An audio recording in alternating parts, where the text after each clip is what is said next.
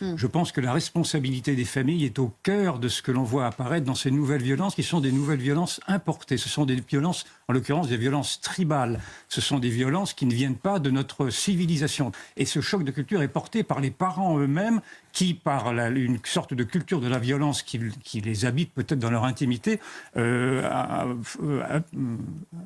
forcent leurs enfants.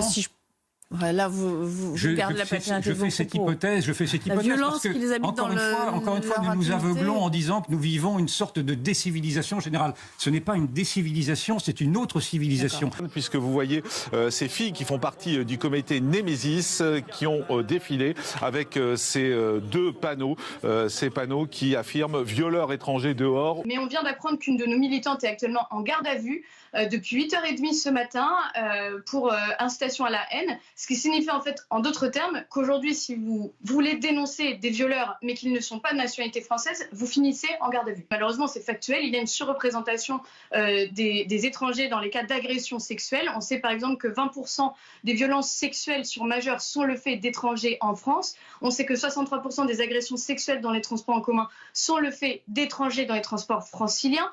C'est quelque chose qui existe. Alors, il faut arrêter de vouloir cacher la poussière sous le tapis. On est tous égaux en dignité.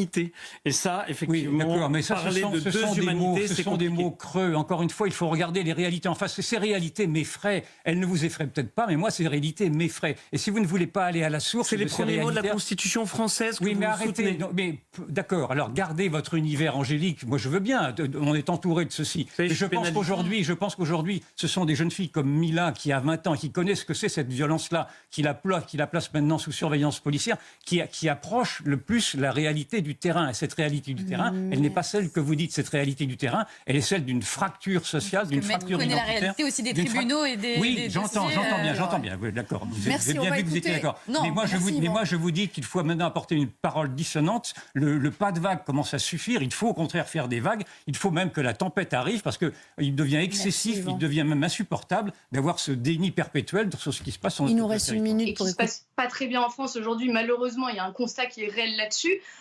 Au-dessus de la sécurité des femmes françaises. C'est quand même ça qu'elle nous dit, Madame la maire. Alors moi, je l'invite à venir dans les camps de migrants avec moi si elle veut. Elle verra que d'ailleurs, beaucoup d'associations demandent aux jeunes femmes de ne pas porter de shorts ou de jupes courtes, tout simplement parce qu'on est face aussi à des hommes qui ont une culture différente et une vision de la femme un petit peu différente que nous. Et en fait, ça se traduit après dans les chiffres de la délinquance, notamment sur le critère des violences sexuelles et sexistes. Je pense que c'est assez clair, en fait. C'est assez clair. Donc on associe les viols en France à l'immigration. Les deux pancartes sont côte à côte. Madame, vous pouvez dire non, mais c'est exactement ce que vous avez fait. Maintenant, la justice en décidera. Je ne représente pas la justice, donc la justice se prononcera sur cette affaire. Il faudrait que vous preniez vraiment la réalité de ce que vous faites, en fait. Et vraiment, il y a un moment où on est dans une dérive démocratique et vous ne l'assumez pas. Et vous me rappelez tout simplement, moi je vais dire aux téléspectateurs de regarder cette série de Rebecca Zlotowski où une extrême droite identitaire qui est représentée par ce genre de campagne et le terrorisme islamisme travaillent ensemble pour déstructurer notre société. Alors quelques mots, vous représentez bien en fait un collectif identitaire d'extrême droite. Est-ce que vous l'assumez ça?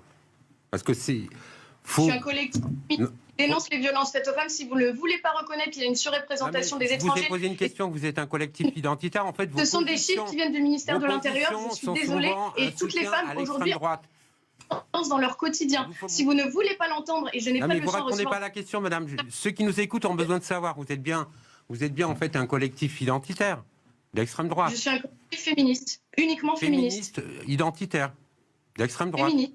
A priori, vous... Bon, on va pas y passer la nuit. Voilà, alors, moi, en fait